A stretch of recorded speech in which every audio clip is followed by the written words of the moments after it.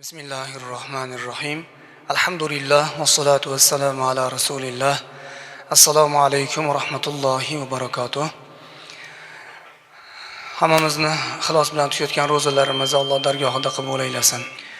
Kecha suhbatimizda ro'zani tutgan holatda agar ochsa, uni kafforati qanday bo'ladi va qaysi holatda qazosini tutib berishlik vojib bo'ladi, shular kabi haqida suhbatlashgan edik.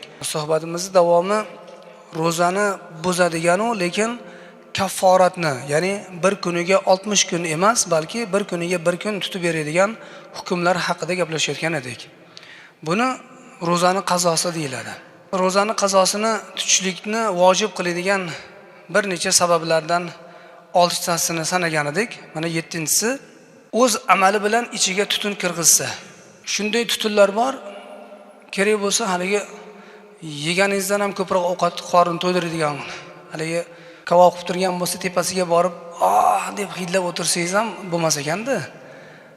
U hidi nega desa to'yimli bo'ladi, insonga o'sha o'zini o'zi o'z ixtiyori bilan, ya'ni o'sha tutun ovqatni haligi qaynab turgan ovqatning tepasiga borib hidlashlik yoki o'tkir bo'lgan tutunni borib hidlashlik ham ro'zani ochadi.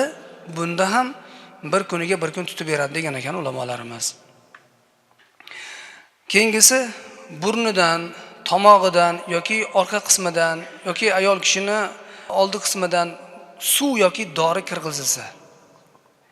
Ya'ni burnidan kirgiziladimi yoki o'sha klizma deyiladi, klizma qilinadimi yoki tomog'idan suv o'tkaziladimi yoki dori kirgiziladimi, bunda ham ro'za ochiladi.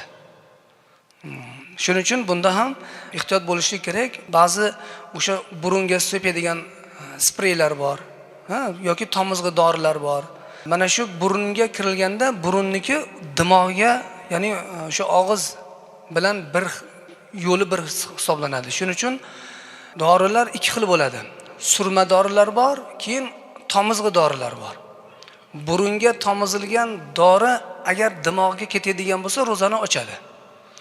Agar burunni o'zida qoladigan bo'lsa yoki suriladigan mazga o'xshagan narsalar bo'lsa yoki havo orqali havoni o'zini bir xilga shunday moslamalar bor, hidlashlik bilan burunni ochadigan. O'tkir nima bo'ladi? O'sha burunni nafas yo'lini ochadigan. Ko'proq bunga asma kasalliklari yoki o'sha burnidagi kasali bor insonlar shunga mubtalo bo'lishadi. Shu vaqtda 2 xil ko'rinishi bo'ladi. Demak, agar suv kirgizilsa, suv kirganda dimog'imizga o'tib achishib, uni ta'mini biladigan bo'lsak, unda ro'za ochiladi. Yo'q, agar sepiladigan narsa sprey bo'lib, havo orqali purkalgan suv shu kanalni o'zida qolsa, unda ochmaydi. Dimog'ga yetmasdan, ichkariga ketmasdan shu yo'lini o'zida qoladigan bo'lsa, bunda ro'za ochilmaydi. Shu kabi orqa qismiga ham suv kirgiziladimi yoki dori kirgiziladimi, bunda ham ro'za ochiladi. Tomog'iga kirgizish ham xuddi shunday. Tomog'ini ustidan kompress qilsa, spirt bilan artsa ochilmaydi, lekin ichini dimog'iga ketadigan bo'lsa dori yoki tomizg'i dori, unda ham ro'za ochiladi. Qulog'iga moy tomizsa ro'za ochiladi, lekin suv kirsa ochilmaydi debdi.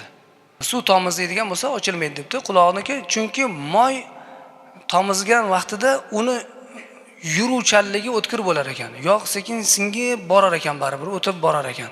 Shuning uchun moy tomizganda qulog'iga bunda ham ochiladi deb ulamolarimiz fatvo bergan ekanlar. Keyingisi qasddan, o'zini majburlab qasddan qayd qilsa, o'zini o'zi ko'nglini aynitib, qo'lini tiqib yoki biror bir narsa qilib, o'zini majburlab qayd qiladigan bo'lsa, bunda ham ro'zasi ochiladi. Agar ro'zaligi esidan chiqqan holatda og'zi to'lmasdan qusgan bo'lsa, taom emas, balki shu suyuqlik keladigan bo'lsa, unda ro'zasi ochilmaydi degan ekan ulamolarimiz. Ya'ni keladigan o'sha qayd ham 2 xil bo'ladi. Biri suyuq suvdan iborat bo'lgan qayd bor, ikkinchisi o'sha ovqatdan iborat bo'lgan. Og'zi to'lgan holatda qayd qiladigan bo'lsa, bunda ro'zasi ochiladi, kuniga 1 kun tutib beradi. Keyingisi ozuqa yoki davoni bemorlik yoki safar bo'lganligi uchun yoki majburlashlik holatidan yoki xato qilgan holatda yoki beparvolik yoki shubha kabi shar'iy bir uzr ila biror bir narsani tanovul qilsa, unda ham qazosini tutib beradi. Ya'ni bunda taomni esida yo'qlik holatda yeb qo'ydi yoki majburan birovni majburlashligi bilan og'ziga biror bir narsa kirgizib oldi yoki xato qilib yoki bemorligi tufayli biror bir dori yedi yoki ichdi. Shunday holatda bu odam bir kuniga bir kun tutib beradi, o'sha ro'zasini ham yakuniga yetkazib qo'yadi. Safardalik holatda deyilgan, safardalik yoki bemordalik holati istisno, chunki safari mashaqqat ustiga agar mashaqqat bo'ladigan holati bo'ladigan bo'lsa, unda ochilgan vaqtidan keyin ham ovqat yeyishligi mumkin, ixtiyorli bo'ladi. Safarlik holatda, bemorlik holatda Alloh taolo ro'zani ixtiyorli holatiga tashlaganligi uchun. Chunki Qur'oni Karimda qachoniki agar bemor bo'lsanglar yoki safarda bo'lsanglar, Ramazondagi tutmagan kunlarni adadi boshqa kunlardadir degan Alloh taolo. Ya'ni Ramazon ro'zasi kunida bir odam musofir bo'lib safarga chiqdi, safarda qarasa mashaqqat bo'lyapti, qiynalyapti. Shu insonga izn beriladi endi ro'zasini ochishlikka. Xohlasin o'sha ochlik holatini ketkazishlikka miqdorcha yesin, xohlasin oxirigacha yeb o'sha kun ro'zasini tutmasin. Bu odam bir kuniga bir kun o'sha muqimlik holatiga qaytib kelgandan keyin yana tutib beradi. Keyingi inshaalloh davomini keyingi suhbatlarimizda davom etkazamiz. Subhanakallohumma bihamdik nashhadu an la ilaha illa anta nastag'firuka va natubu ilayk va sallallohu ta'ala ala khayri xalqihi Muhammadin va alihi va ashabihi ajma'in bi rahmatika ya arhamar rohimin.